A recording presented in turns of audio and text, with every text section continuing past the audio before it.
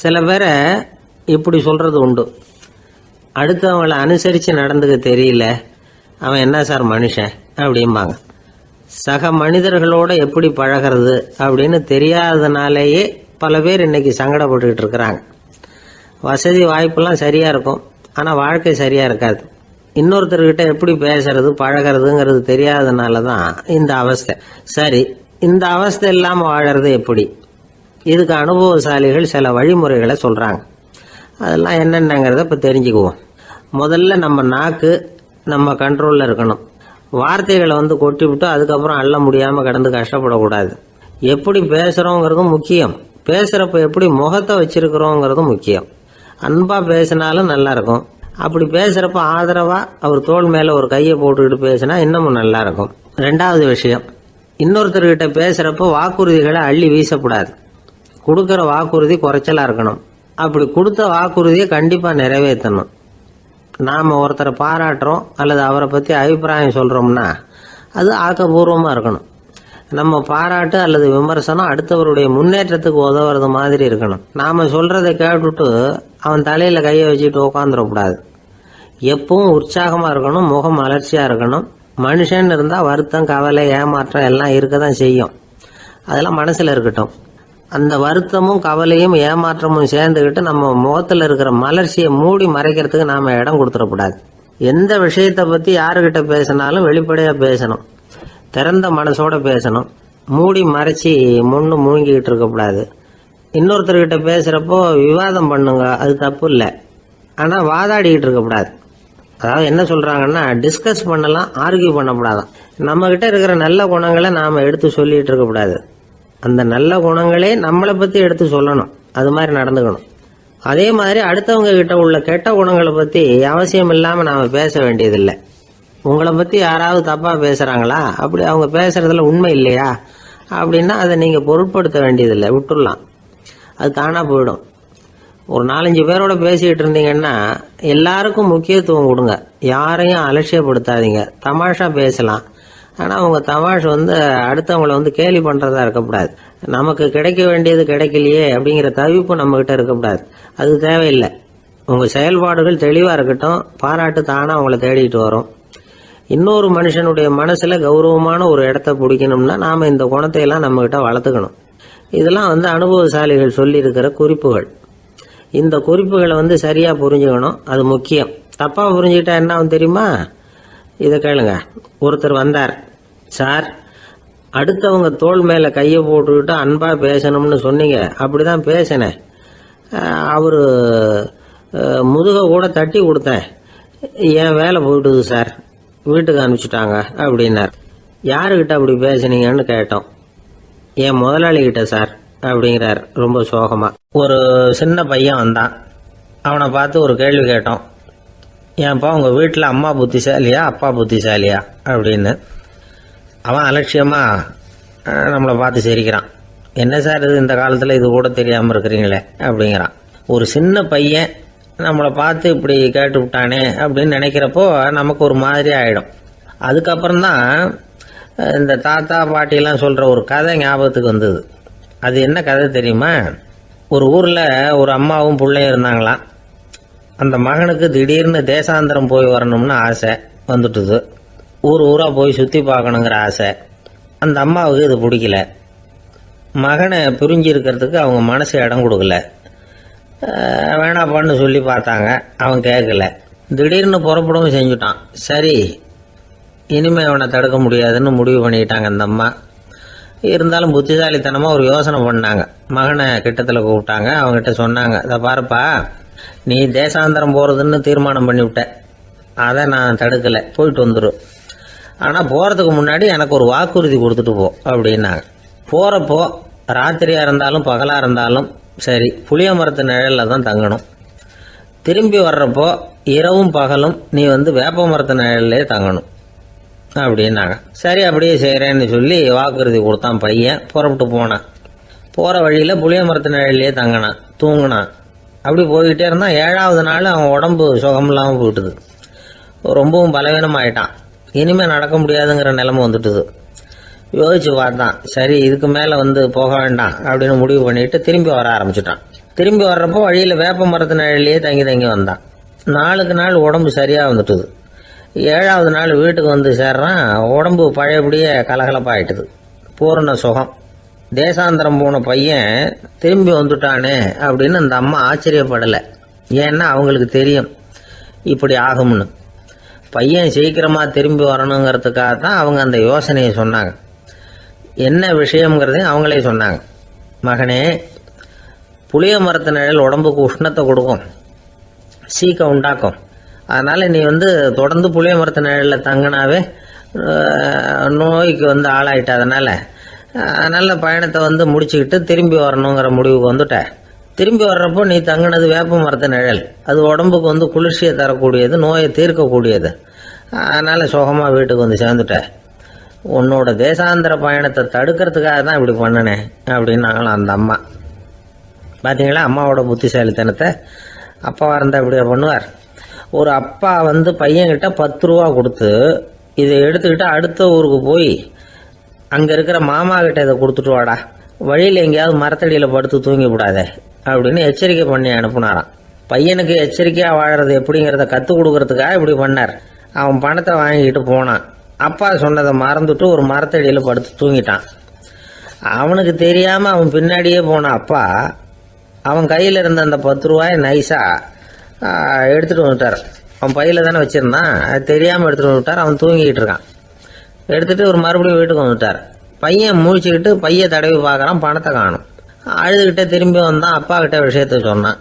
அப்பா சிரிச்சுக்கிட்டே சொன்னார், அதுக்கு தான்ப்பா ஆரம்பத்திலேயே எச்சரிக்கை பண்ணினேன், இனிமேலாவது நீ ஜாக்கிரதையாக இருக்கணும் அப்படிங்கிறதுக்காக தான் இப்படி பண்ணினேன்.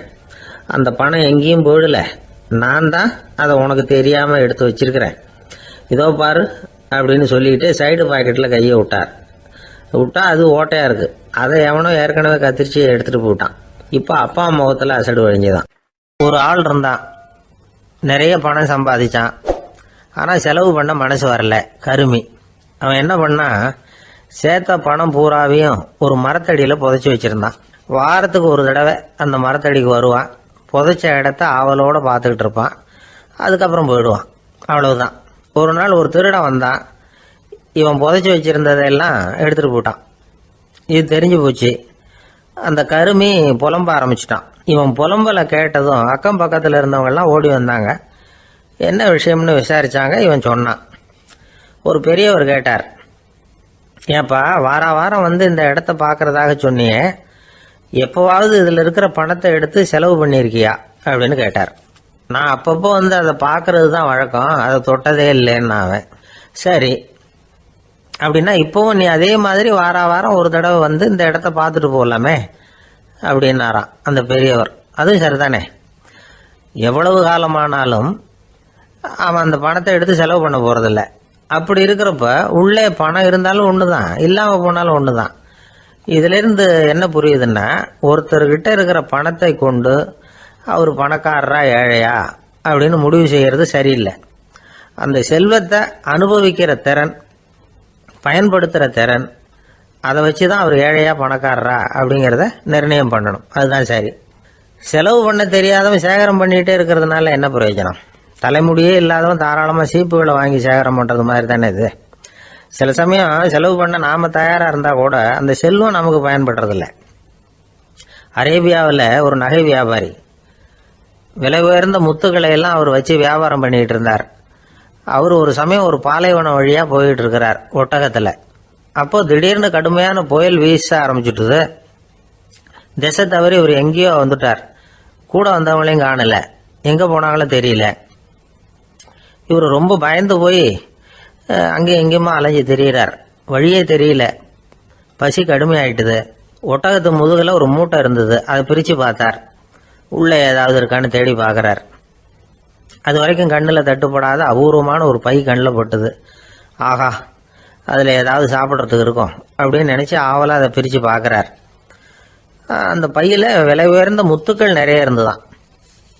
அப்போ தான் அவர் நினச்சாராம், விலை உயர்ந்த முத்துக்கள் கூட சாப்பிட்றதுக்கு உணவாக முடியாது அப்படிங்கிறத புரிஞ்சுக்கிட்டாராம்.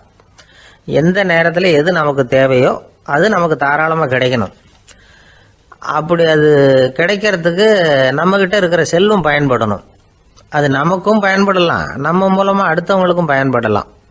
அதுதான் செல்வத்தின் பயன். ஒரு மரத்தடியில் ஒருத்தன் உட்காந்து அழுதுகிட்டு இருந்தான். அந்த பக்கமாக வந்த இன்னொருத்தன் ஏப்பா அழுதுகிட்டு இருக்கிறேன்னு கேட்டான். இந்த இடத்துல தான் பூமிக்கு அடியில் பணம் இருக்குது, புதைச்ச இடம் தெரியல, அதான் அழறேன் அப்படின்னா. நல்லா ஞாபகப்படுத்தி பாரு, எந்த இடத்துல புதைச்ச அப்படின்னு கேட்டான் இவன். அது எப்படி எனக்கு தெரியும், புதைச்சி வச்சிருக்கிறவன் நான் இல்லையே, எங்க எழுத்து வீட்டுக்காரன் அப்படின்னானா இவன். ஒரு பல்கலைக்கழகம், அங்கே ஒரு இலக்கிய பேராசிரியர், அவர் பாடம் நடத்திக்கிட்டு இருந்தார். ராபர்ட் ப்ரௌனிங் எழுதிய கவிதைகளை பற்றி சொல்லிகிட்டு இருக்கிறார். மாணவர்களும் ரொம்ப அக்கறையாக அதை கேட்டுக்கிட்டு இருக்கிறாங்க. ஒரு குறிப்பிட்ட கவிதையை பற்றி சொல்லும் பொழுது அந்த பேராசிரியருக்கே ஒரு சந்தேகம். அதாவது அந்த கவிதையின் சரியான அர்த்தம் என்னங்கிறதுல சந்தேகம். பேராசிரியர் யோசனை பண்ணார். அந்த கவிதையை முழுசாக புரிஞ்சிக்க முடியல. அதனால் மாணவர்களை பார்த்து சொன்னார், மாணவர்களே, ஒரு நாள் பொறுத்துங்க, இந்த கவிதையை எழுதின கவிஞர் எங்கள் வீட்டுக்கு பக்கத்தில் தான் இருக்கிறார். இன்னைக்கு சாயந்தரம் நான் அவரை நேரிலேயே போய் பார்க்குறேன், பார்த்து இதுக்கு என்னங்க அர்த்தம்னு கேட்டுட்டு வந்துடுறேன், அதுக்கப்புறம் உங்ககிட்ட சொல்கிறேன் அப்படின்னாராம். அன்னைக்கு சாயந்தரமே அந்த பேராசிரியர் கவிஞரை தேடிட்டு போயிட்டார். கவிஞர் அவங்க வீட்டில் அவர் பாட்டு உட்காந்துருந்தாராம். இவர் போய் அவர் முன்னாடி உட்காந்தார். அப்புறம் கேட்டார், ஐயா, அந்த கவிதையின் முழு பொருள் என்னன்னு தெரிஞ்சுட்டு போகிறதுக்காக வந்திருக்கிறேன் அப்படின்னாராம். எந்த கவிதை அப்படின்னாராம் அவர். இவர் அந்த கவிதையை சொல்லியிருக்கார். கவிஞர் கொஞ்சம் யோசனை பண்ணிவிட்டு அப்புறம் சொன்னாராம், பேராசிரியரே, நீங்கள் கொஞ்சம் தாமதமாக வந்துட்டீங்கன்னாராம். இவருக்கு ஒன்றும் புரியல. நீங்கள் என்ன சொல்கிறீங்க, நான் தாமதமாக வந்துட்டேன்னா? நீங்கள் தான் உயிரோடு இருக்கிறீங்களே, அப்படி இருக்கும்பொழுது நான் தாமதமாக வந்துட்டேன்னா அது எப்படி அப்படின்னு இவர் குழம்பி இருக்கிறார். இப்போ கவிஞர் சொன்னாராம், ஐயா, நான் உயிரோடு இருக்கிறேன்னா இல்லையாங்கிறது முக்கியம் இல்லை. நான் அந்த கவிதை வரிகளை எழுதினப்போ 2 பேருக்கு அதோட அர்த்தம் தெரிஞ்சிருந்தது. இப்போ ஒரே ஒருத்தருக்கு தான் அதோட அர்த்தம் தெரியும் அப்படின்னாராம். பேராசிரியர் யோசனை பண்ணியிருக்கார். அப்படின்னா அந்த ஒருத்தர் கவிஞர் ராபர்ட் ப்ரௌனிங்கை தவிர வேற யாரா இருக்க முடியும்?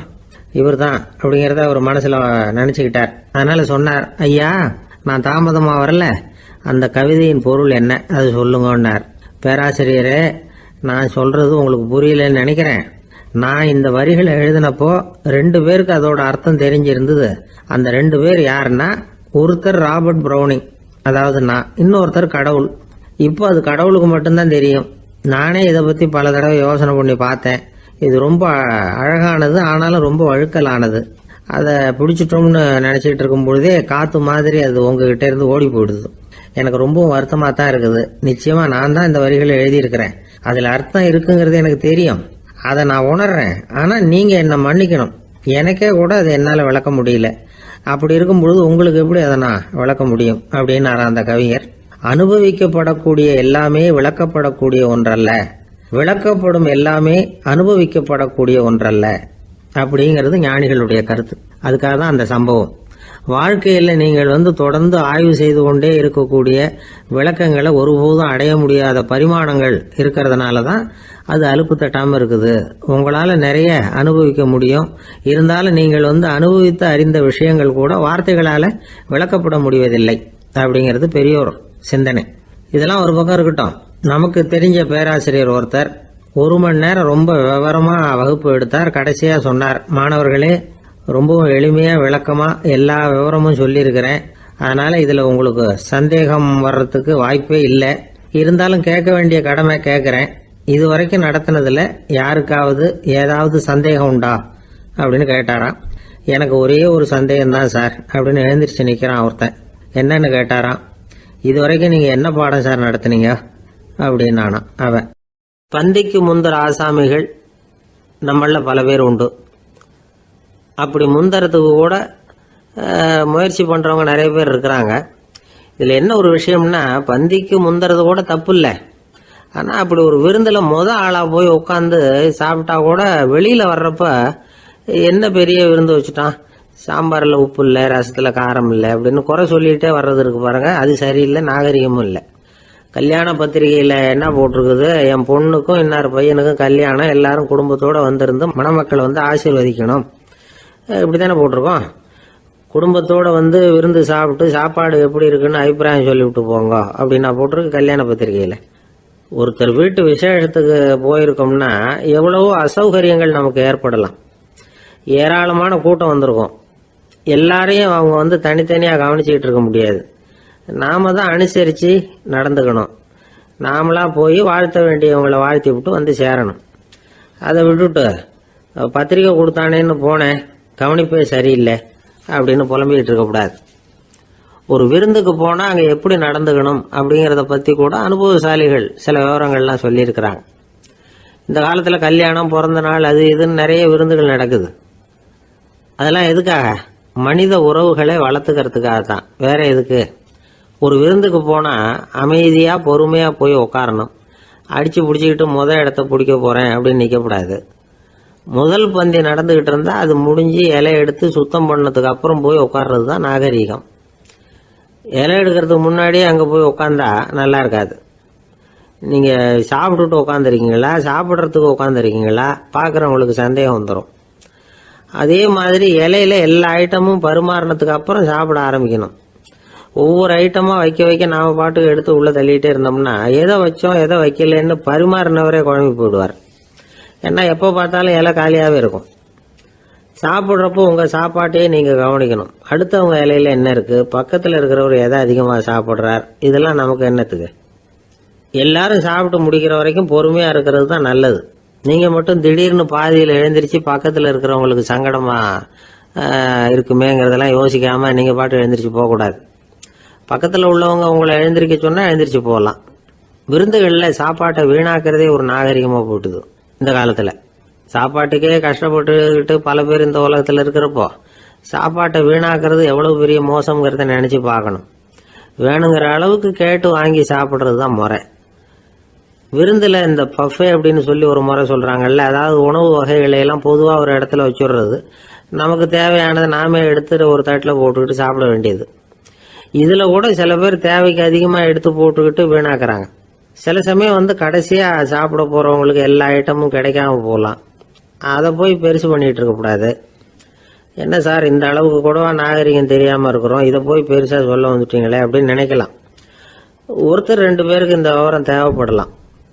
அவங்க காதலையும் இது விழட்டுமேங்கிறதுக்காக தான் இது. ஒரு பெரிய கல்யாண விருந்து நடந்துக்கிட்டு இருந்தது. விருந்து மண்டபத்து வாசலில் ஒருத்தர் நின்றுக்கிட்டு வர்றவங்களையெல்லாம் ரொம்ப மரியாதையாக வணங்கி உள்ளே அனுப்பி வச்சுக்கிட்டு இருந்தார். எப்படி தெரியுமா? வர்றவங்க கையெல்லாம் பிடிச்சி முத்தம் கொடுத்து அதுக்கப்புறம் உள்ளே அனுப்பி வச்சுக்கிட்டு இருந்தாராம். கூட்டம்லாம் முடிஞ்சதுக்கப்புறம் அவர்கிட்ட போய் கேட்டிருக்கிறாங்க, சார் நானும் எவ்வளவோ விருந்துகளுக்கு போயிருக்கிறேன், இருந்தாலும் இவ்வளவு மரியாதையாக வர்றவங்க கைக்கெல்லாம் முத்தம் கொடுத்து வரவேற்கிறத இங்கே தான் பார்க்குறேன் அப்படின்னு சொன்னாங்க.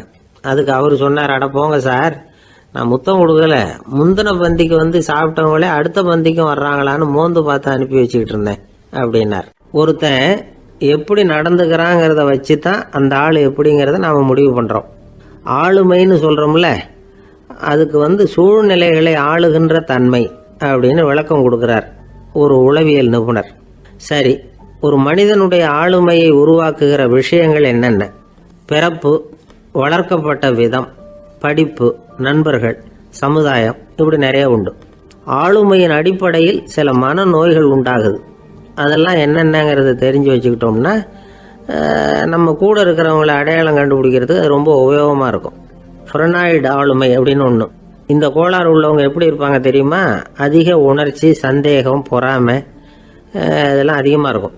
வளைஞ்சு கொடுக்க மாட்டாங்க. அடுத்தவங்களோட இணக்கமான உறவு இருக்காது. அவங்க செய்கிற தப்புக்கெல்லாம் அடுத்தவங்களை குறை சொல்லிகிட்டு இருப்பாங்க. இது ஒரு ரகம். அடுத்தது ஸ்கிசாய்டு ஆளுமை அப்படின்னு சொல்கிறாங்க. இந்த கோளாறு உள்ளவங்க அடுத்தவங்களோட பழக கூச்சப்படுவாங்க. சின்ன வயசுலேயே இது ஆரம்பமாயிடுது. பகல் கனவுலேயே சஞ்சரிப்பாங்க. அவங்களுடைய விரோதம், கோபம் இதை கூட வெளியில் காட்டிக்க முடியாமல் இருப்பாங்க. இவங்களுக்கு அகமுகம், பிரச்சனைகள்லேருந்து ஒதுங்கி எதுலேயும் ஈடுபாடு இல்லாதவங்களா இருப்பாங்க. இப்படி ஒரு ரகம். அடுத்தது சைக்ளோதமிக் ஆளுமை அப்படின்னு சொல்கிறாங்க. அது என்னென்னா உணர்ச்சிகளில் ஏற்றத்தாழ்வு அதிகமாக இருக்குமா. சில சமயம் பார்த்தா மகிழ்ச்சியாக இருப்பாங்க, சில சமயம் சோகமாக உட்காந்துருப்பாங்க. அவங்க மனநிலைக்கு தகுந்த மாதிரி சமூக நிகழ்ச்சிகளில் பங்கெடுத்துக்குவாங்க. இன்னொரு வகை என்னென்னா எண்ணப்பீடிகை ஆளுமை அப்படின்னு பேர் வச்சிருக்கிறாங்க. அதுக்கு இவங்களுக்கெல்லாம் கரெக்டாக இருக்கணும், எல்லாம் சட்டத்திட்டம் எதுலேயும் ஒரு ஒழுங்குமுறை, இப்படி எதிர்பார்க்குற மனோபாவம். இவங்க எதிர்பார்ப்புக்கும் அரண்முறைக்கும் மற்றவங்க கட்டுப்படணும்னு நினைப்பாங்க. இந்த நிலைமை நீடிச்சா என்ன ஆகும் தெரியுமா? அலைக்கழிக்கிற எண்ணங்கள் திரும்ப திரும்ப ஒரே செயலை செய்ய தூண்டுற மன தளர்ச்சிக்கு ஆளாயிடுறாங்க. அடுத்தது ஹிஸ்டீரியா ஆளுமை. சின்ன விஷயத்தையெல்லாம் பெருசுபடுத்தி நாடகமாக்குற நடிகர்கள் இவங்க. உணர்ச்சி அதிகம் உள்ளவங்க. இவங்க மன எழுச்சியில் பக்குவமின்மை, குழந்தைத்தனம், முதிர்ச்சியின்மை எல்லாம் இருக்கும். தன்னலம் மிக்க குணம். பிறர் தன்னை மட்டுமே கவனிக்கணும்னு நினச்சி செயல்படுறது, இதெல்லாம் இவங்க அடையாளம். அடுத்த ரகம் எப்படின்னா வளர்ச்சியற்ற ஆளுமைன்னு சொல்கிறாங்க. அடுத்தவங்களோட இணங்கி போக முடியாதவங்க, அறிவு, மன எழுச்சி, சமூக உறவு இதில் எல்லாம் போதுமான வளர்ச்சியையும் நிறைவையும் பெற முடியாதவங்க. இவங்களால வாழ்க்கையில் முன்னேற முடியாது. பிச்சைக்காரங்க, குற்றவாளிகள் இவங்ககிட்டெல்லாம் இது மாதிரியான ஆளுமை அதிகமாக இருக்குமா. அடுத்தது என்னென்னா சோர்வுடைய ஆளுமை. எதுலேயும் உற்சாகம் இல்லாமல் சோர்ந்து போயிருப்பாங்க. அதுக்கெல்லாம் நமக்கு வலிமை இல்லைப்பா அப்படின்னு சொல்லிட்டு இருப்பாங்க. சின்ன விஷயங்களுக்கெல்லாம் அதிர்ச்சி அடையிறது, வாழ்வின் சுவையை அனுபவிக்க முடியாதவங்க. இன்னொரு ரகம் இது கொதித்தெழும் ஆளுமைங்கிறாங்க. எதுக்கு எடுத்தாலும் ஆத்திரம், குரோதம், வன் செயல் இதுலாம் ஈடுபாடு இப்படி உள்ளவங்க. நத்தை வகை ஆளுமை அப்படின்னு ஒன்று. அடுத்தவங்க மேலே விரோதம் இருக்கும், அடிக்கணுங்கிற எண்ணம் இருக்கும். ஆனால் அதை அப்படியே வெளியில் காட்டாமல் அதே சமயம் அமைதியான முறையில் வெறுப்பை வெளிக்காட்டுற ரகம். இவங்கெல்லாம் பேசாமல் கம்முன்னு இருந்துக்கிட்டே நினைச்சதை நிறைவேற்றிக்கிடுவாங்க. முன்ஜாக்கிரதை ஆளுமை அப்படின்னு ஒரு ரகமா. பாதுகாப்பின்மை, சந்தேகம், முழுமையின்மை, அறவேக்காட்டுத்தனம் இந்த மனப்போக்கு அதிகமாக இருக்கிறதுனால அகம்பாவம், புடிவாதம், எச்சரிக்கை எல்லாம் அளவுக்கு மீறி இருக்கும். இதுவரைக்கும் நாம் பேசிக்கிட்டு இருந்த ஆளுமை பண்புகள் அளவுக்கு அதிகமாக போயிட்டுதுன்னா ஆளுமை கோளாறுகள் ஏற்படும். அதன் அடிப்படையில் மனவியாதிகள் வருமா. அதனால் இணக்கமான எல்லாரும் விரும்புகிற இயல்பான ஆளுமையை பெறுவதற்கு நாம் முயற்சி செய்யணும் அப்படிங்கிறது மனோதத்துவ நிபுணர்களுடைய ஆலோசனை. ஒருத்தர் ஒரு மனோதத்துவ டாக்டரை தேடிட்டு வந்தாராம். டாக்டர், எனக்கு மனசில் ஏதோ வியாதி, ஆளுமை கோளாறு, அதாவது எனக்கு சீக்கிரமாக செத்து போனால் தேவையில்லைன்னு தோணுது அப்படின்னாராம். உடனே அந்த டாக்டர், சரி அப்படின்னா இங்கே இருங்க, நான் வைத்தியம் பார்க்குறேன் அப்படின்னாராம். ஒருத்தர் முகத்தை தொங்க போட்டுக்கிட்டு ஒரு மாதிரியாக வந்தார். என்ன விஷயம்னு விசாரித்தேன். என்னுடைய நண்பன் ஒருத்தங்கிட்ட கருத்து வேறுபாடு, இனிமேல் நமக்குள்ளே எந்த சம்மந்தமும் வேணாம்னு நட்பை முறிச்சிட்டு வந்துட்டேன்னா.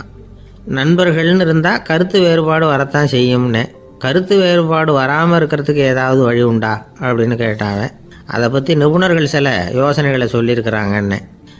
முதல் விஷயம் என்னென்னா, உங்கள் நண்பனுக்கு ஒரு செய்தி சொல்லணும்னா அதை நீங்களே நேரடியாக சொல்லுங்கள், அல்லது உங்கள் கைப்பட கடிதம் எழுதுங்க. அதாவது நேரடி தொடர்பு முக்கியம். அதை விட்டுட்டு இன்னொருத்தர் மூலமாக நண்பர்களுக்கு செய்தி அனுப்புனா நீங்கள் சொல்கிற செய்தி அப்படியே போய் சேராது, அது சேதமாயிடும். கூட்டி குறைச்சி சொல்லிவிடுவாங்க, அது குழப்பத்தில் கொண்டாந்து விட்டுரும். இது ஒரு யோசனை. ரெண்டாவது யோசனை என்னென்னா, நீங்கள் ஒரு நல்ல காரியத்தை செய்யும் பொழுது உங்கள் நண்பரையும் சேர்த்துக்குங்க, அவருக்கும் அதில் ஒரு ஈடுபாட்டை உருவாக்குங்க. மூணாவது யோசனை, நம்ம பக்கத்தில் இருக்கிற நண்பர் மகிழ்ச்சி அடைகிற மாதிரி ஏதாவது செய்யணும். சின்ன சின்ன செயல்களாக இருந்தாலும் பரவாயில்ல, அவர் நமக்கு எதுவும் செய்யலையே, நாம் எதுக்கு செய்யணும் அப்படின்னு நினச்சிக்கிட்டு இருக்கக்கூடாது. நாலாவது யோசனை என்னென்னா, உங்களுக்கு ஒரு பிரச்சனையா அல்லது உங்கள் நண்பருக்கு ஒரு பிரச்சனையா, எதுவாக இருந்தாலும் 2 பேரும் சேர்ந்து உட்காந்து ஆலோசனை பண்ணுங்கள். நம்ம யோசனையும் கேட்கப்படுதே அப்படிங்கிற நினைப்பே அவருக்கு ஒரு மன நிறைவை உண்டாக்குமா. 5வது யோசனை, உங்கள் நண்பர் ஏதோ ஒரு காரியத்தை செய்கிறார், நீங்கள் உடனே அவசரப்பட்டு நீ செய்கிறது தப்புன்னு தீர்ப்பு சொல்லக்கூடாது. அவர் அதை செய்யறதுக்கான நியாயங்கள் எவ்வளோ இருக்கும், அதை புரிஞ்சுக்கிறதுக்கு முயற்சி பண்ணணும். 6வது யோசனை, உங்கள் நண்பர் என்ன சொன்னாலும் அதை பொறுமையாக கேளுங்க. அவர் சொல்கிறத புரிஞ்சுக்கணும், அவர் சொல்ல விரும்புகிறத புரிஞ்சுக்கணும், அவர் சொல்ல முடியாமல் தவிக்கிறதையும் புரிஞ்சுக்கணும். இப்படி 3 விதமாகவும் அவரை புரிஞ்சுக்கிட்டு அதுக்கு தகுந்த மாதிரி செயல்படணும். 7வது யோசனை என்னென்னா, உங்கள் நண்பர் உங்ககிட்ட ஏதோ ஒரு கருத்தை சொல்கிறார், அது உங்களுக்கு பிடிக்கல, அதுக்காக உடனே நீ சொல்கிறது சரியில்லை, நான் ஒத்துக்க மாட்டேன் அப்படின்லாம் மறுத்துக்கிட்டு இருக்கக்கூடாது. அவர் சொல்கிறத கேட்கணும், பொறுமையாக சிந்திக்கணும், அதுக்கப்புறம் பதில் சொல்லணும். இப்படிலாம் நடந்துக்கிட்டால் நண்பர்களுக்குள்ள கருத்து வேறுபாடு வர்றதுக்கு வாய்ப்பே இருக்காது அப்படின்னு வல்லுநர்கள் தொகுத்து சொல்லியிருக்கிறாங்க இந்த யோசனைகளை. எனக்கு தெரிஞ்ச சில நண்பர்கள் உண்டு, அவங்களுக்குள்ளேயும் கருத்து வேறுபாடுகள் வராமல் இருக்கிறதுக்கு சில நுட்பங்களை கையாளுறது உண்டு. ஒருத்தர் சொன்னார், அந்த டாக்டர் சின்ன வயசுலேருந்து என் கூட பழகினவர், நாங்கள் 2 பேரும் இணை பிரியாத நண்பர்கள். இருந்தாலும் எனக்கு உடம்பு சரியில்லைன்னா நான் அவர்கிட்ட வைத்தியம் பார்த்துக்க மாட்டேன் அப்படின்னார் ஒருத்தர். ஏன் அப்படின்னு கேட்டேன்.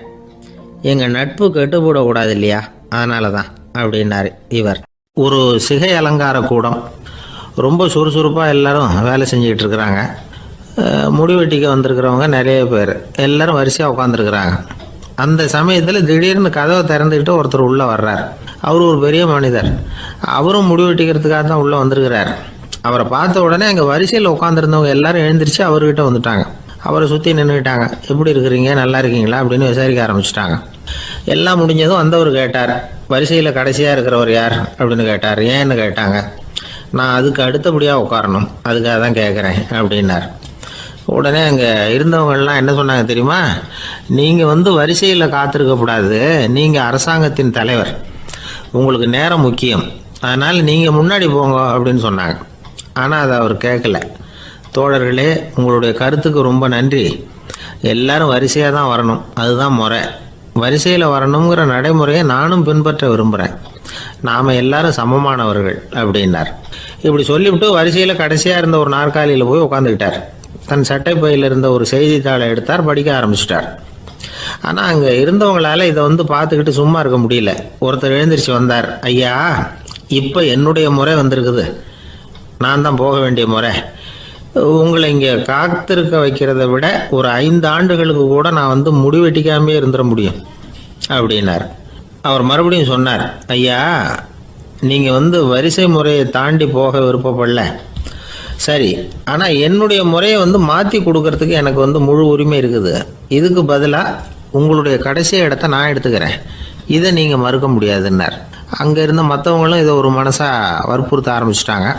அந்த பெரிய மனிதர் பார்த்தார், சரின்னு கடைசியாக ஒத்துக்கிட்டார். அவர் யார் தெரியுமா? அவர் தான் மாவீரர் லெனின். ரஷ்யாவில் கிரெம்ளின் சிகை அலங்கார கூடத்தில் தான் இது நடந்தது. எல்லாரும் இந்நாட்டு மன்னர்கள்னு வாயளவில் பேசுகிறதுல என்ன பிரயோஜனம்? நாம் எல்லாரும் சமங்கிறத நடைமுறையில் கடைபிடிச்சி காட்டினவங்க கொஞ்சம் பேர் தான். அவங்களில் ஒருத்தர் தான் லெனின். வரிசையில் நின்று வர்றதுங்கிறது ஒரு சிறந்த பண்பு, உயர்ந்த பண்பு. இன்றைக்கி பல இடங்களில் அது நமக்கு தேவைப்படுது. ஒரு ரேஷன் கடை வாசல், கடை திறக்கிறதுக்கு முன்னாடியே எல்லாரும் வரிசையில் நின்றுட்டாங்க. கடைசியாக வந்த ஒருத்தர் க்யூவில் முன்னாடி போகிறதுக்கு முயற்சி பண்ணுறார். ஏற்கனவே நின்றுட்டு இருக்கிறவங்க அவரை முன்னாடி போகிறதுக்கு விட மாட்டேங்கிறாங்க. கடைசியாக போய் நில்லையா அப்படின்னு எல்லாரும் கத்துறாங்க. அது அவர் காதில் வாங்கலை. முண்டி அடிச்சுக்கிட்டு முன்னாடி போகிறதுக்கே முயற்சி பண்ணிகிட்டு இருக்கிறார். எல்லாரும் சேர்ந்து அவரை வலுக்கட்டாயமாக இழுத்து கொண்டாந்து பின்னாடி கொண்டு போய் நிறுத்திவிட்டாங்க. நிறுத்திவிட்டு சொன்னாங்க, இதை பாருப்பா, நாங்கள் இருக்கிற வரைக்கும் நீங்கள் முன்னாடி போய் எதையும் வாங்க முடியாது, தெரிஞ்சுக்கோ அப்படின்னாங்க. இப்போ அந்த ஆள் சொன்னாராம், நான் இங்கே பின்னாடி நிற்கிற வரைக்கும் நீங்களும் எதுவும் வாங்க முடியாது அப்படின்னாராம். ஏன்னு கேட்டிருக்கிறாங்க. நான் தான் அந்த கடையை திறக்க வேண்டிய ஆள் அப்படின்னா. ஒருத்தர் ஒரு தவறு செஞ்சு விடுறாருன்னு வச்சுங்க, உடனே நீ செஞ்சது தவறு அப்படின்னு சொல்கிறது ஒரு வகை. அதுக்கு பதிலாக எது சரின்னு அவர் புரிந்து கொள்ள உதவி செய்கிறது இன்னொரு வகை. இந்த 2வது வகை இருக்குது பாருங்கள், நிர்வாக இயலில் இது ரொம்ப முக்கியம். அலுவலகத்தில் வேலை பார்க்குற ஒருத்தர் முக்கியமாக தெரிஞ்சுக்க வேண்டியது என்ன தெரியுமா? சக ஊழியர்கள்கிட்ட எப்படி பழகணும், மேலதிகாரிகள்கிட்ட எப்படி பழகணும், தனக்கு கீழே வேலை செய்கிறவங்கக்கிட்ட எப்படி பழகணும், வாடிக்கையாளர்கள்கிட்ட எப்படி பழகணும், இவங்க எல்லார்கிட்டையும் செம்மையான உறவை ஏற்படுத்திக்கிறது எப்படி. இதையெல்லாம் சொல்லிக் கொடுக்குற பாடம் தான் இன்டர் பர்சனல் ஸ்கில், திறமையான உறவு அப்படிங்கிறது. எந்த வேலையில் இருந்தாலும் சரி, இந்த உறவுகளை வளர்க்கும் திறன் உள்ளவங்க சீக்கிரம் முன்னுக்கு வந்துடுறாங்க. மற்றவங்க கிட்ட உறவை பலப்படுத்திக்கிறது எப்படி அப்படின்னு தெரிஞ்சுக்கிட்டோம்னா எந்த ஒரு தடையையும் சுலபமாக தாண்டி செய்கிற தொழிலில் முன்னுக்கு வந்துடலாம். ஹார்வர்டு பல்கலைக்கழகத்தில் ஒரு கணக்கெடுப்பு பண்ணி பார்த்தாங்களாம். பார்க்குற வேலையில் எது மாதிரி குணாதிசயம் உள்ளவங்க வேகமாக முன்னுக்கு வர்றாங்க அப்படின்னு தெரிஞ்சுக்கிறதுக்காக இந்த கணக்கெடுப்பு. வெவ்வேறு துறையில் வேகமாக முன்னுக்கு வந்திருக்கிற பல பேரை சந்தித்து இந்த சர்வேயை நடத்தியிருக்கிறாங்க. அவங்க கண்டுபிடிச்சி சொல்லியிருக்கிற உண்மை என்ன தெரியுமா? ஒருத்தர் ஒரு வேலையில் இருந்தால் அது சம்பந்தப்பட்ட சப்ஜெக்ட் பற்றிய அறிவு 35% இருந்தால் போதுமா. ஆனால் உறவுகளை வளர்க்கக்கூடிய திறன், இன்டர் பர்சனல் ஸ்கில்லு 65% வேணும். இப்படி உள்ளவங்க சீக்கிரம் முன்னுக்கு வந்துடுறாங்களாம். அதனால் ஒருத்தருக்கு வேலை சரியாக புரியலைன்னா கூட விவரமாக மற்றவங்கக்கிட்ட பழகிறது எப்படின்னு புரிஞ்சால் போதும், அவர் முன்னுக்கு வந்துடலாம். அலுவலகங்களில் மட்டும் இல்லை, எல்லா இடங்கள்லையும் இது ரொம்ப முக்கியம். வீட்டுக்குள்ளேயும் இது ரொம்ப முக்கியம், வீட்டுக்கு வெளியேயும் இது முக்கியம். அடுத்தவங்க கிட்ட பழகிறது எப்படிங்கிறத தெரிஞ்சிக்காதவன் வாழ்க்கையில் முன்னேற முடியாது. இன்றைக்கி ஆயுதங்களால் காயப்படுத்தி கொள்ளுகிறவர்களை விட வார்த்தைகளால் காயப்படுத்தி கொள்ளுகிறவர்கள் தான் அதிகம். பெரியவங்க என்ன சொல்கிறாங்க தெரியுமா? நீங்கள் இந்த பூமியில் பிறந்ததன் அர்த்தம் பூர்த்தி ஆகணும்னா அடுத்தவங்களுக்கு உதவி பண்ணுங்க. அடுத்தவங்களுக்கு உதவி செய்ய முடியாவிட்டால் கூட பரவாயில்லை, ஆனால் யாரையும் புண்படுத்தி விடாதீங்க அப்படின்னு சொல்கிறாங்க. எனக்கு தெரிஞ்ச ஒருத்தர் ஒரு அலுவலகத்தில் வேலை பார்க்குறார். அவர் சொல்லுவார், எனக்கு இந்த இன்டர்பர்சனல் ஸ்கில் ரொம்ப அதிகம் சார். சக ஊழியர்கள்கிட்ட ரொம்ப சுமூகமாக நடந்துக்குவேன்.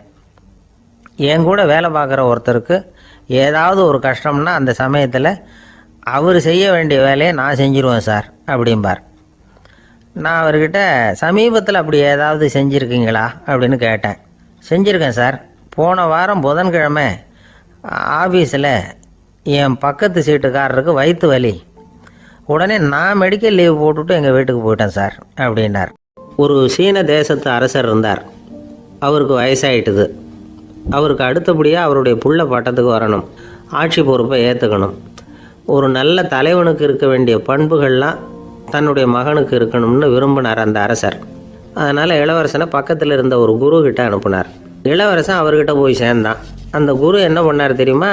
இவனை பார்த்து சொன்னார், இதை பாருப்பா, நீ என்ன பண்ணுற, இப்போவே பக்கத்தில் இருக்கிற காட்டுக்கு போ, நடு காட்டில் போய் ஒரு இடத்துல உட்காந்துக்கோ.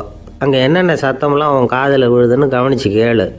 உன் காதில் விழுந்த ஓசைகள் என்னென்னங்கிறத என்கிட்ட வந்து சொல்லு, அதுதான் எனக்கு தெரியணும், உனக்கு வேலையும் அதுதான் அப்படின்னு சொல்லி அனுப்பி வச்சுட்டார். இளவரசன் காட்டுக்கு போனான். குரு சொன்னபடியே ஒரு இடத்துல உட்காந்து கவனித்து கேட்டான். அதுக்கப்புறம் குருக்கிட்ட திரும்பி வந்தான். என்னென்ன சத்தம்லாம் கேட்ட அப்படின்னு கேட்டார் குரு. குருவே, காட்டில் நான் பறவைகள் சத்தம்லாம் கேட்டேன், மிருகங்களின் ஓசையையும் கேட்டேன், இதை தவிர இடி மின்னல் மழை இதுகளோட சத்தத்தையும் கேட்டேன் அப்படின்னா. குரு யோசனை பண்ணார், நீ இன்னமும் சரியாக கேட்கல, அதனால் மறுபடியும் காட்டுக்கு போ, கொஞ்ச நாள் தங்கியிருந்து கேட்டுட்டு வா அப்படின்னார். இளவரசனுக்கு ஒன்றும் புரியல. இருந்தாலும் குருவின் கட்டளையாச்சே, மறுக்க முடியுமா? உடனே அவன் மறுபடியும் காட்டுக்கு போனான். ஒரு இடத்துல உட்காந்தான். கொஞ்ச நேரம் உன்னிப்பாக கவனித்து கேட்டான். சில நாள் கழித்து குருக்கிட்ட திரும்பி வந்தான். குருவே, இந்த தடவை சில துல்லியமான சத்தங்களை எல்லாம் கேட்டான். தேனி பறக்கிற சத்தம், நீரோடையின் மெல்லிய ஓசை, இதெல்லாம் கேட்டேன்னா.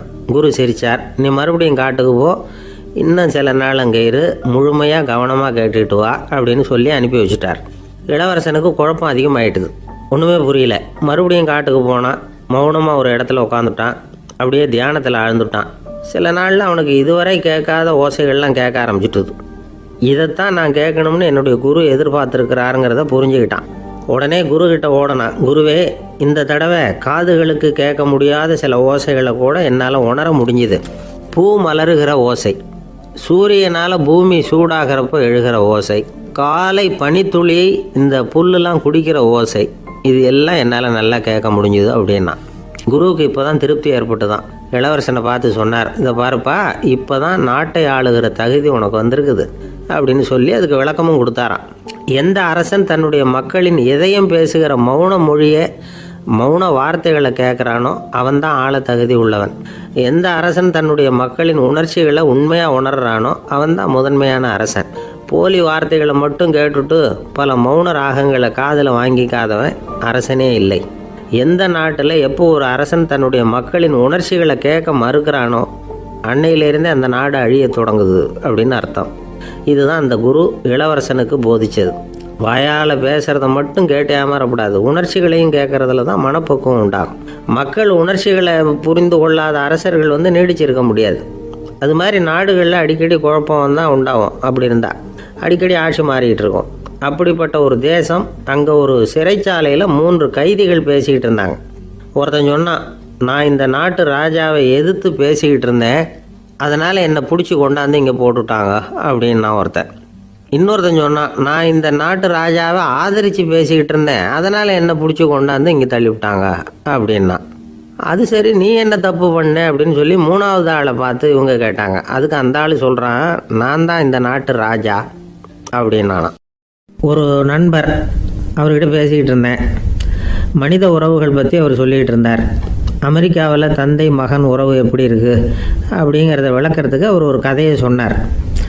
ஒரு அப்பா பகல் பூராவும் அலுவலகத்தில் வேலை, ஓடி ஆடி உழைச்சிக்கிட்டு களைச்சி போய் ராத்திரி 10 மணிக்கு மேலே வீடு திரும்பினான். வீட்டு வாசலில் அவரோட மகன் காத்துக்கிட்டு இருக்கிறான். இன்னமும் தூங்கலை. அப்பா வாசல்லையே தடுத்து நிறுத்தி, அப்பா உனக்கு சம்பளம் எவ்வளவு அப்படின்னு கேட்குறான். ஏற்கனவே ஆஃபீஸ் பிரச்சனைகளால் அலுத்து போய் திரும்புகிற அப்பாவுக்கு கோவம் வந்துடுது. என்னடா இப்படிலாம் கேளுன்னு உங்கள் அம்மா உனக்கு சொல்லி கொடுத்தாளா அப்படின்னு சொல்லிவிட்டு உள்ளே போய் சட்டையை கட்டி மாட்டி விட்டு குளிச்சு விட்டு மறுபடியும் வெளியில் வந்து உடையை மாற்றுகிற சமயம் அப்போ மறுபடியும் மகன் உள்ளே வந்து நிற்கிறான் அவர் முன்னாடியே. அப்பா உனக்கு எவ்வளவு சம்பளங்கிறான் மறுபடியும். அப்பாவுக்கு எரிச்சல் அதிகமாகிட்டுது. மணிக்கு $20 போதுமா அப்படின்னார். அப்படின்னா எனக்கு ஒரு $10 தர முடியுமான்னா மகன். இதுக்கு தான் என் சம்பளம் எவ்வளவுன்னு கேட்டியா? 2ஆம் வகுப்பு படிக்கிற உனக்கு எதுக்குடா $10 அப்படின்னு கத்திவிட்டு தொலைக்காட்சி பெட்டியின் முன்னாடி போய் உட்காந்துக்கிட்டு ஏதோ நிகழ்ச்சியை பார்க்க ஆரம்பிச்சிட்டார். கொஞ்ச நேரம் கழித்து மறுபடியும் மகன் வந்து நிற்கிறான். அப்பா ப்ளீஸ் எனக்கு ஒரு $10 கொடுக்க முடியுமா? மகனுடைய கண்களில் கண்ணீர். என்னடா அவன் கண்ணீரை காட்டி காரியம் சாதிக்கலாம்னு பார்க்குறியா? ஒரு காசு கூட கொடுக்க மாட்டான் போ அப்படின்னு விரட்டி விட்டான். மகன் கண்ணீரை தொடச்சிக்கிட்டே கண்ணை தொடச்சிக்கிட்டு பேசாமல் போய் படுத்துக்கிட்டானா. கொஞ்ச நேரம் ஆச்சு. அப்பாவோட கோபம் கொஞ்சம் கொஞ்சமாக குறைஞ்சிது. பிள்ளைகிட்ட கோபமாக கத்துனது தப்பு தாங்கிறது புரிஞ்சுது அவனுக்கு. எழுந்திரிச்சு போனான், படுக்கை இறக்கி போனான். மகனை பார்த்தான். அவன் தலையணையை கட்டி பிடிச்சிக்கிட்டு அழுதுகிட்டு இருக்கிறான். அவனை மெல்ல நெருங்கி அவங்ககிட்ட எதமாக பேசுகிறதுக்கு ஆரம்பித்தானான். எதுக்குடா அவனுக்கு $10 பள்ளிக்கூடத்தில் கேட்டாங்களா அப்படின்னு கேட்டானான். மகன் சொல்லியிருக்கான், இல்லை டாடி, உனக்கு 1 மணி நேரம் சம்பளம் $20ன்னு சொன்னேன். நீ ஏற்கனவே எனக்கு கொடுத்த பாக்கெட் மணி $10 என்கிட்ட இருக்குது. இப்போ நீ இன்னொரு $10 கொடுத்தீங்கன்னா அதையும் சேர்த்து $20 ஆகிடும். அந்த $20 நான் உனக்கு கொடுத்துருவேன். அப்படி கொடுத்தா நீ என் கூட 1 மணி நேரம் செலவழிப்ப இல்லையா? அதுக்காக தான் $10 கேட்டேன் அப்படின்னு சொன்னானோ. அந்த அப்பா கண்ணு கலங்கி போச்சான். ஆதரவோடு தன்னுடைய மகனை கட்டி பிடிச்சி அழ ஆரம்பிச்சிட்டாராம். இதுதான் நண்பர் சொன்ன கதை. அமெரிக்கா மட்டும் இல்லை, உலகம் பூராவும் இன்றைக்கி மனித உறவுகள் இப்படி தான் மாறிட்டுருக்கு. பெரியவர்கள் அறிவுரை என்ன தெரியுமா? உங்கள் குழந்தைகளிடமிருந்து குழந்தை பருவத்தை பிரித்து விடாதீர்கள் அப்படிங்கிறது தான். அதாவது இன்றைய குழந்தைகள் தங்கள் பிருந்தாவனத்தை இழந்து விடுகிறார்கள் அப்படிங்கிறது அவங்களுடைய கருத்து. இந்த நிலைக்கு நாம் காரணமாக இருந்துடக்கூடாது. குழந்தைகளோட விளையாடுவோம், குடும்பத்தோடு உறவாடுவோம் அப்படிங்கிறது தான் நம்முடைய நோக்கமாக இருக்கணும். இன்றைய உறவு முறைக்கு இன்னொரு உதாரணம் சொல்லுவாங்க. ஒருத்தர் வந்தாராம். அவர் பக்கத்தில் ஒரு சின்ன பையன். நாம் அவரை விசாரிக்கிறோம், யார் இந்த பையன் அப்படின்னா அவர் சொல்கிறார், இவன் எனக்கு தூரத்து உறவு அப்படின்னாராம். இந்த தூரத்து உறவுன்னா எப்படின்னு இருக்கான். இதுக்கு அவன் சொல்லியிருக்கிறான், இவன் எங்கள் அப்பாவுக்கு 8வது புள்ளை அப்படின்னானான். கணவன் மனைவி அன்பாக இருக்கணும், ஒருத்தர் நல்லா புரிஞ்சுக்கணும், விட்டு கொடுக்குற மனப்பான்மை வேணும். அதுதான் ஒரு நல்ல குடும்பம். இன்றைக்கி பல குடும்பங்களில் அர்த்தமில்லாத சண்டைகள் தான் அதிகம். கிராமப்புறங்களில் வேடிக்கையாக ஒரு கதை சொல்லுவாங்க. ஒரு ஊரில் ஒரு ஆள் இருந்தான். வேலை வெட்டி இல்லாமல் சும்மாவே இருந்தான். அவனுக்கு கல்யாணம் பண்ணி வச்சாங்களாம். மனைவி வந்து சேர்ந்தா. சும்மாவே உட்காந்துருக்கிறியே, ஏதாவது சம்பாதிக்கிற வழியை பாரு அப்படின்ட்டுருக்கா. அதுக்கு தான் யோசனை பண்ணிகிட்டு இருக்கிறேன், ஒரு அருமையான ஐடியா அப்படின்னானா. என்ன அது சொல்லு அப்படின்ட்டுருக்கா. அவன் ஒரு ஆட்டுக்குட்டி வாங்க போகிறேன்ருக்கான். அதை வாங்கி என்ன பண்ண போகிறேன்னா, அந்த குட்டி வளரும், பெருசாகும், அதுக்கப்புறம் அது நிறைய குட்டி போடும் அப்படின்ட்டுருக்கான். சரி, அப்புறம் என்ன, அதையெல்லாம் சந்தையில் கொண்டுட்டு போய் விற்றுவிட்டு அந்த காசுக்கு ஒரு எருவு மாடு வாங்கலாம். சரி, அது எதுக்கு? எருவு மாடு நிறைய பால் கொடுக்கும், அதை கொண்டுகிட்டு போய் பால் பண்ணையில் கொடுப்பேன், அல்லது நானே விற்றுருவேன், கை நிறைய காசு கிடைக்கும். அதுக்கப்புறம் ஒரு பசுமாடு வாங்குவேன், பாலையும் விற்கலாம், நாமளும் காய் போட்டு சாப்பிட்லாம், இப்படிலாம் சொல்லியிருக்கான். அப்போ அந்த பொண்ணு சொல்லிச்சான், அடுத்த தெருவில் இருக்கிற எங்கள் அம்மா வீட்டுக்கும் கொஞ்சம் பால் கொடுத்து அனுப்பலாம் அப்படின்ட்டுருக்கா அந்த பொண்ணு. இந்த இடத்துல கணவனுக்கு கோவம் வந்துட்டுது. அது எப்படி உங்கள் அம்மா வீட்டுக்கு எதுக்கு கொடுக்கணும், அதெல்லாம் முடியாதுன்றிருக்கான். இந்த இடத்துல சண்டை ஆரம்பமாயிட்டுது. கொஞ்ச நேரத்தில் 2 பேரும் சத்தம் போட ஆரம்பிச்சிட்டாங்க. கடுமையான சண்டை நடக்கிறத பக்கத்து வீட்டுக்காரன் காதில் வாங்கினான். அவன் ஓடியாந்தான். அவனுக்கு தெரியும், வாங்காத மாட்டுக்காக இப்படி சண்டை போட்டுக்கிட்டு இருக்கிறாங்கங்கிறது அவனுக்கு புரியும். அவன் ஓடி வந்து சொன்னான், ஏண்டா உன்னோட பசுமாட்டை ஒழுங்காக கட்டி போடக்கூடாதான்ருக்கான். என்னடா சொல்கிறேன்னா, இவன் உன் மாடு என் தோட்டத்தில் வந்து மேய்ஞ்சுட்டுது, பயிரெலாம் நாசமாயிட்டுது, 10,000 ரூபா அளவுக்கு சேதம், அதை வாங்கிட்டு போகிறதுக்கு தான் வந்தேன், குடுறா 10,000 நானா. இவன் அரண்டு போயிட்டான். அப்புறம் சொன்னான், டே நான் இன்னும் மாடே வாங்கலையே, அதுக்குள்ளே அது வந்து எப்படிடா உன் தோட்டத்தில் மேயும், என்னடா வளர்றேன்ருக்கான். நீ தாண்டா இப்போ உளறிக்கிட்டு இருக்க, மாடே வாங்கலை, அதுக்குள்ளே எப்படிடா வந்து உன்னுடைய மனைவி அவங்க அம்மா வீட்டுக்கு பால் கொடுத்து அனுப்ப முடியும் அப்படின்னு அவன் கேட்டானா. நம்ம ஆளுக்கு இப்போ தான் புத்தி வந்துதான். அர்த்தமே இல்லாத சண்டை போட்டுக்கிட்டு இருக்கிறோம் அப்படிங்கிறத அவன் புரிஞ்சுக்கிட்டானான். இது நம்ம முன்னோர்கள் சொல்லியிருக்கிற ஒரு கதை. சண்டையில தான் அர்த்தம் இல்லையே தவிர கதையில் அர்த்தம் உண்டு. அதாவது இல்லாத விஷயங்களுக்காக சண்டை போட்டுக்கிட்டு இல்லறத்தை வீணாக்கிக்கிட்டு இருக்கிற மனிதர்கள் இன்றைக்கும் நிறைய பேர் இருக்கிறாங்க. ஒருத்தன் தன்னுடைய மனைவியை பற்றி மாமனார்கிட்ட புகார் சொன்னானா, மாமா உங்க பொண்ணு அர்த்தமில்லாத சண்டை போடுறா, எதுக்கு எடுத்தாலும் எடுத்தெறிஞ்சு பேசுறா அப்படின்ட்டுருக்கான். நீ எப்படி மாப்பிள்ளை அதை சமாளிக்கிற அப்படின்னு கேட்டிருக்காரு அவரு. அவள் எடுத்தெறியறது என் மேலே படாமல் ஒதுங்கி நின்றுக்கிறேன் அப்படின்னு நானா இவன். ஒரு பெரியவர்கிட்ட பேசிக்கிட்டு இருந்தேன். அவர் என்கிட்ட ஒரு கேள்வி கேட்டார். திருடர்கள் எத்தனை வகை தெரியுமா உனக்கு அப்படின்னார். இதுதான் அவர் கேட்ட கேள்வி. எதுக்காக என்ன பார்த்து அந்த கேள்வி கேட்டார் தெரியல. இருந்தாலும் நான் வந்து அவருக்கு பதில் சொன்னேன். திருடர்களில் எத்தனையோ வகை உண்டுங்க. கார் திருடன், சைக்கிள் திருடன், முகமூடி திருடன், எப்படி சொல்லிகிட்டே போகலாம். இருந்தாலும் என்னுடைய சிற்றறிவுக்கு எட்டின வரையில் திருடர்களை 2 வகையாக பிரிக்கலாம் அப்படின்னு நினைக்கிறேன். ஒன்று ராத்திரியில் திருடுற திருடன், இன்னொருத்தன் பகலில் திருடுற திருடன். அதாவது பகல் திருடன், ராத்திரி திருடன் அப்படின்னு பெரியவர் சிரித்தார். என்ன சிரிக்கிறீங்களே, என்ன கள்வர்கள் 4 வகை அப்படின்னு ஆரம்பித்தார். எப்படின்னு கேட்டேன். சாப்பாட்டுக்கு இல்லாமல் திருடுறாங்க பாருங்க, அது ஒரு வகையான். சாப்பாட்டுக்கு இருந்தும் திருடுறாங்க பாருங்க, அது ஒரு வகையான். இதை தவிர இன்னும் ஒரு 2 வகை திருட்டு உண்டு. அது என்னன்னா, ஆண்டவன் கிட்ட இருந்து நாம திருடுற திருட்டு, இன்னொன்று என்னன்னா நம்ம கிட்ட இருந்து ஆண்டவன் திருடுற திருட்டு அப்படின்னார். எனக்கு ஒன்றும் புரியல. என்ன சார் இது, ஆண்டவனையே திருடன்னு சொல்றீங்களே அப்படின்னு ஆச்சரியமா. ஆமாங்க, ஆண்டவனை கள்வன்னு சொல்றது இல்லையா. காஞ்சிபுரத்துக்கு பக்கத்தில் திருக்கார்வனம் அப்படின்னு ஒரு ஊர் இருக்கு. அங்கே உள்ள பெருமாளுக்கு கள்வர்னு தான் பேர். அது மட்டும் இல்லை, திருமங்கை ஆழ்வார் தம்முடைய திரு நெடுந்தாண்டகத்தில் கார்வனத்துள்ளாய் கல்வா அப்படின்னு தான் அழைக்கிறார் அப்படின்னு நிறைய உதாரணம்லாம் சொல்ல ஆரம்பித்தார். அதுக்கப்புறம் அவர்கிட்ட பேசி நான் புரிஞ்சுக்கிட்ட விவரங்களை தான் நான் இப்போ உங்ககிட்ட சொல்ல போகிறது. அதாவது அவர் சொன்ன முதல் வகை திருடர்கள் சாப்பாட்டுக்கு இல்லாமல் திருடுறவங்க. இவங்களை திருத்தி போடலாம். சாப்பாட்டுக்கு இருந்தும் பணம் சேர்க்கணுங்கிற ஆசையால் பொய் கணக்கெல்லாம் எழுதுறாங்க பாருங்க, அவங்க தான் 2வது வகை. 3வது வகை திருட்டு தான் மிகப்பெரிய திருட்டு. இறைவனுக்கு சொந்தமானதை நம்முடையதுன்னு நினைக்கிற திருட்டு. எது இறைவனுக்கு சொந்தமானது அப்படின்னா ஆத்மா. பகவானுக்கு சொந்தமான ஆத்மாவை நம்முடையதுன்னு நினைக்கிறது தான் அந்த மாபெரும் திருட்டு. இதுக்கு பேர் தான் ஆத்மாபகாரமா. சரி, இதுக்கு பரிகாரம் என்ன? எல்லாம் இறைவனுடையது, நமக்கு ஒன்றும் இல்லை அப்படின்னு நினைக்கிறது தான் இதுக்கு பரிகாரம். இதெல்லாம் இருக்கட்டும். 4வது திருட்டு ஒன்று சொன்னோம்ல, ஆண்டவன் நம்மகிட்ட இருந்து திருடுறது. அது எப்படி?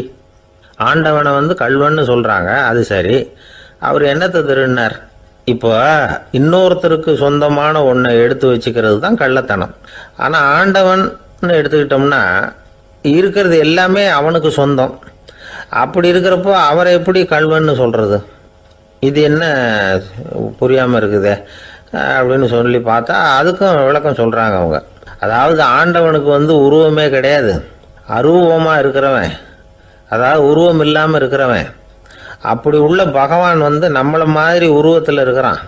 நம்மளை மாதிரியே கை காலு மூக்கெல்லாம் இருக்குது ஆண்டவனுக்கு. இந்த உருவம் நம்மகிட்ட இருந்து திருடினது தானே. அவன் தன்னுடைய உண்மையான திருமேனியை நமக்கு காட்டாம, அதாவது தரிசனம் கொடுக்காம இருக்கிறது கள்ளத்தனம் தானே. அதனால தான் இதுவும் ஒரு பெரிய திருட்டு, இருக்கிறதுலேயே மிகப்பெரிய திருட்டு அப்படிங்கிறார்.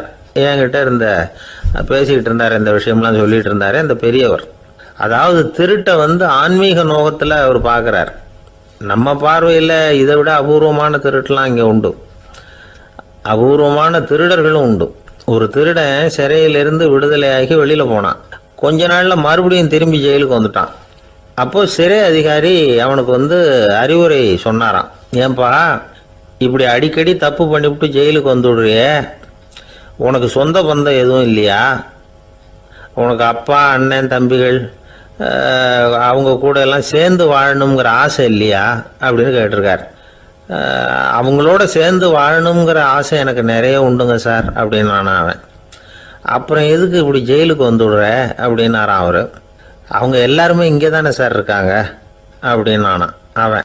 ஒரு ஊரில் ஒரு துறவி இருந்தார், புத்த சமய துறவி.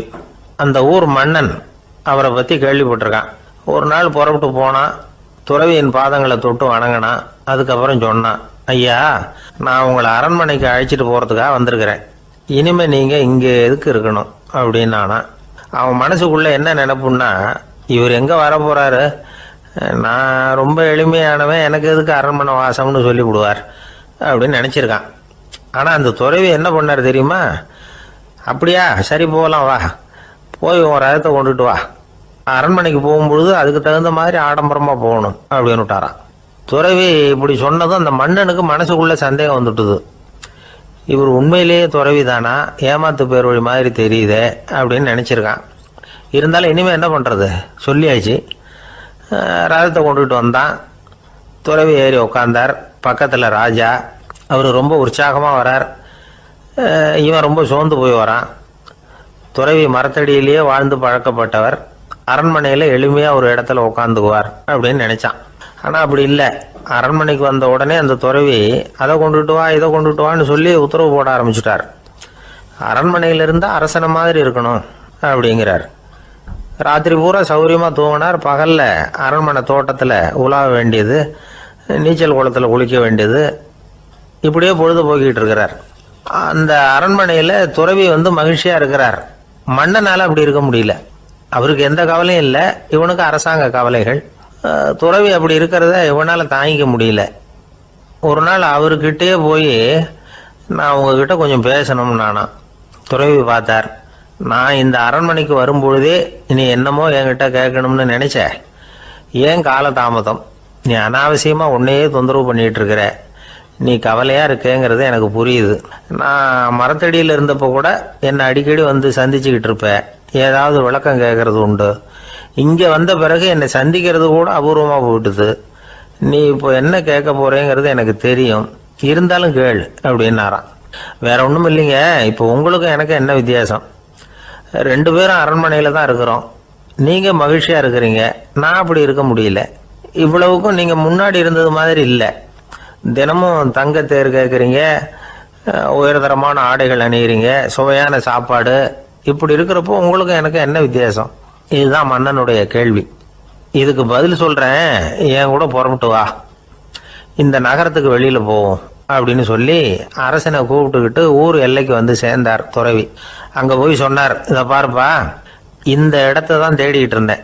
இனிமே நான் திரும்பி வரப்போறதில்லை. நீ என்னோட வர்றியா, திரும்பி போறியா அப்படின்னார். நான் எப்படிங்க உங்கள் கூட வர முடியும்? என்னுடைய நாடு, என்னுடைய சொத்துக்கள், மனைவி, மக்கள் எல்லாத்தையும் விட்டுட்டு எப்படிங்க வர்றதுன்னா. இப்போ அந்த துறவி சொன்னார், இப்போ வித்தியாசத்தை தெரிஞ்சுக்கிட்டியா? நான் அரண்மனையில் இருந்தேன், எல்லா வித பொருள்களும் உடையவனா இருந்தேன், ஆனால் எதையும் சொந்தம் கொண்டாடுறவனா இருக்கல. ஆனால் நீ அப்படி இல்லை, எல்லாத்தையும் சொந்தம் கொண்டாடிக்கிட்டு இருக்கிற. இதுதான் நமக்குள்ள வித்தியாசம் அப்படின்னு சொன்னார். அரண்மனை ஆடைகளை அப்படியே களைஞ்சார், அரசங்கிட்ட கொடுத்தார். உன்னுடைய ஆடைகளை நீயே வச்சுக்கோன்னார். அவர் பாட்டுக்கு நடந்து போனார், திரும்பியே பார்க்கல. அரசனுக்கு அப்பதான் தன்னுடைய அறியாமை விளங்குச்சான். இதுல இருந்து நாம புரிஞ்சுக்க வேண்டியது என்னன்னா, இந்த உலகத்துல எத்தனையோ பொருள்கள், அதையெல்லாம் முறையா பயன்படுத்தினா மகிழ்ச்சி. அதை விட்டுட்டு அதுக்கெல்லாம் சொந்தம் கொண்டாட ஆரம்பிச்சா கவலை. நம்ம ஆட்கள் சொந்தம் கொண்டாடுற விதமே தனி. ஒரு ஆளு இன்னொருத்தங்கிட்ட ஒரு கொடை கடன் வாங்கியிருந்தான், திருப்பி கொடுக்கல. கொடையை கொடுத்தவன் கேட்டான், என்கிட்ட கடன் வாங்கினிய கொடை, அதை கொஞ்சம் திருப்பி தர்றியான்னா. அது உனக்கு இப்போ அவசரமா தேவைப்படுதா அப்படின்னு கேட்டான் இவன். எனக்கு தேவைப்படல, அந்த கொடையை நான் யாருக்கிட்ட வாங்கியிருந்தேனோ அவனுக்கு இப்போ அது அவசரமா தேவைப்படுது அப்படின்னு அந்த ஆள்.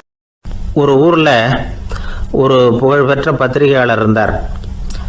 அவர் ஒரு நாள் திடீர்னு இறந்து போயிட்டார். அதுக்கப்புறம் நேராக சொர்க்கத்துக்கு போனார்.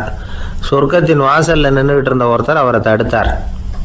இதை பாரு, ஏற்கனவே இங்கே 12 பத்திரிகையாளர்கள் இருக்கிறாங்க, அவங்களுக்கு இங்கே வேலை இல்லை.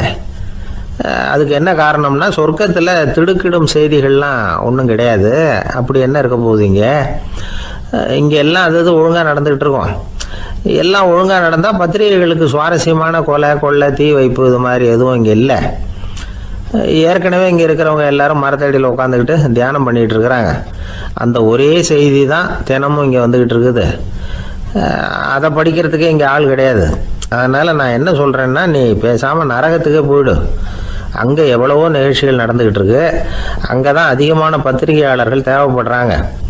அங்கே உனக்கு நிறைய வேலை இருக்கும். அதை செய்கிறதில்ல நீயும் மகிழ்ச்சியாக இருக்கலாம் அப்படின்னு சொன்னாராம். அங்கே அந்த சொர்க்கத்தின் வாசலில் நின்றுக்கிட்டு இருந்தவர். இந்த பத்திரிகையாளர் அங்கேயே நின்று கொஞ்சம் யோசனை பண்ணார். இவருக்கு சொர்க்கத்திலே இருக்கணும்னு தான் ஆசை. அதனால் மெதுவாக அவர்கிட்ட பேசினாராம். ஐயா, என்னை ஒரு 24 மணி நேரம் இங்கே உள்ளே இருக்கிறதுக்கு அனுமதி கொடுங்க. இங்கே இருக்கிற பல பத்திரிகையாளர்களை எனக்கு தெரியும். அவங்களில் சில பேரை சமாதானப்படுத்தி மெதுவாக பேசி நரகத்துக்கு அனுப்பி வச்சுட்றேன். நான் இங்கே இருந்துக்கிறேன். உங்கள் கணக்குப்படி 12 பேருக்கு மேலே இங்கே தாண்டாது. அப்படி பார்த்துக்கிறேன் அப்படின்னாராம். அவரும் யோசனை பண்ணி பார்த்துட்டு, சரி அப்படியே உனக்கு அனுமதி கொடுக்குறேன். ஆனால் ஒரு விஷயம், 24 மணி நேரம் தான் அனுமதி, அதுக்குள்ளே எல்லாம் நடக்கணும் அப்படின்ட்டுருக்கார். சரின்னு சொல்லிவிட்டு இந்த பத்திரிகையாளர் உள்ளே போனார். யோசனை பண்ணார். திட்டம் போட்டு ஒரு பொருளையை கிளப்பி விட்டார். சக பத்திரிகையாளர்கள் எல்லாம் கூப்பிட்டு சொன்னாராம், இதை பாருங்கள், நரகத்தில் ஒரு பெரிய தினசரி பேப்பரை கொண்டுகிட்டு வர்றதுக்காக திட்டம் போட்டுக்கிட்டு இருக்காங்க. அதுக்கு பல அதிகாரிகள் தேவைப்படுறாங்க. நிறைய சம்பளம் கிடைக்கும். யார் யாரெல்லாம் நரகத்துக்கு போக ஆசைப்படுறாங்களோ அவங்கெல்லாம் போகலாம் அப்படின்னு ஒரு பொருளையை கிளப்பி விட்டார். 24 மணி நேரம் கழித்து வாசல் பக்கம் போனார். அங்கே இருந்தவர்கிட்ட எத்தனை பேர் வெளியேறினாங்கன்னு விசாரிச்சாராம். அப்போ அவர் இவரை, நீ வெளியே போகக்கூடாது, முதல்ல உள்ளே தான் இருக்கணும் அப்படின்னு தடுத்தாராம். அப்புறம் சொன்னாராம், நீ சொன்ன செய்தியை கேட்டதும் இங்கே இருந்த எல்லா பத்திரிகையாளர்களுமே நரகத்துக்கு போயிட்டாங்கப்பா, உள்ளே யாருமே இல்லை, அதனால் நீ உள்ளே இருக்கலாம் அப்படின்னாராம். இதை கேட்டதும் இந்த பத்திரிகையாளரே குழம்பி போயிட்டார். ஒருவேளை உண்மையிலேயே நரகத்தில் புதுசாக பத்திரிகை ஏதாவது ஆரம்பிக்க போகிறாங்களோ அப்படின்னு அவரே நினைக்க ஆரம்பிச்சிட்டாராம். அப்புறம் சொன்னாராம், ஐயா என்னை விட்டுருங்க, நான் நரகத்துக்கே போயிடுறேன், அங்கே ஏதோ விசேஷம் இருக்கணும் அப்படின்னாராம். இல்லைன்னா இத்தனை பேரும் ஒட்டு மொத்தமாக அங்கே போகிறதுக்கு சான்ஸே இல்லை, என்னை தடுக்காதீங்கன்னு கெஞ்ச ஆரம்பிச்சிட்டாராம். மற்றவங்க நம்பணுங்கிறதுக்காக ஒரு பொருளையை கிளப்பி விட்டார். கடைசியில் தானே அந்த பொருளைக்கு ஆளாயிட்டார். அதாவது பிறரை ஏமாற்றிய அவரது மனம் கடைசியில் அவரையே ஏமாற்ற ஆரம்பிச்சுட்டு பாருங்க. நீங்கள் இப்படி அடுத்தவங்களை ஏமாத்துறதுக்கு உங்கள் மனசை பழக்கப்படுத்துறீங்க, ஆனால் கடைசியில் அதனால் நீங்களே ஏமாற்றப்படுகிறீர்கள் அப்படிங்கிறது பெரியவர்களுடைய புத்திமதி. அதனால் உங்கள் மனசுக்கிட்ட ரொம்ப எச்சரிக்கையாக இருங்கோ அப்படிங்கிறாங்க. நம்ம ஆளுங்க அங்கே போய் என்ன சொல்லுவாங்கன்னா, இந்த பாரு அங்கே போகாத இங்கே போகாதேன்னு பயமுறுத்துறது உண்டு. சில பேர் அங்கே பேய் இருக்குது, பிசாசு இருக்குது அப்படின்னு பொருளையை கிளப்பி விடுறது உண்டு. இருட்டு நேரம் காட்டு வழியாக ஒருத்தன் போய்கிட்டு இருக்கிறான். அங்கே பேய் பிசாசு நடமாட்டம் இருக்கிறதாக வதந்தி. இவன் பயந்துக்கிட்டே வேகமாக போகிறான். காடு முடிஞ்சு மெயின் ரோட்டுக்கு வந்து சேர்ந்தான். அப்பாடா, ஒரு பஸ்ஸு நின்றுக்கிட்டு இருக்கு தனியாக. இருட்டில் லேசாக தெரிஞ்சுது. ஓடி போய் ஏறி உள்ளே உட்காந்துக்கிட்டான். பயந்துக்கிட்டே போனவன் அப்புறம் தான் தெரியுது உள்ள யாருமே இல்லை, டிரைவரும் இல்லை, கண்டக்டரும் இல்லை, வேற யாரும் இல்லை. இவனுக்கு பேய் பயம் அதிகமாக போட்டுது. ஏன்னா நடு ராத்திரி. இந்த நேரம் பார்த்து அந்த பஸ்ஸு தானே நகர ஆரம்பிச்சுதான். இவனுக்கு இன்னும் பயம் அதிகமாக போட்டுது. ஏன்னா டிரைவர் சீட்டு காலியாக இருக்குது, பஸ்ஸு நகருது. இவன் உடம்பு பூரா நடுங்க ஆரம்பிச்சுட்டுது. வீல்னு கத்தலாமான்னு பார்த்தான். அந்த நேரம் பார்த்து அவன் தோளில் ஒரு கை விழுந்துதான். திடுக்கிட்டு திரும்பி பார்த்துருக்குறான். அங்கே டிரைவர் நிற்கிறார். அவர் சொன்னாராம், ஏன்பா ஏற்கனவே பஸ்ஸு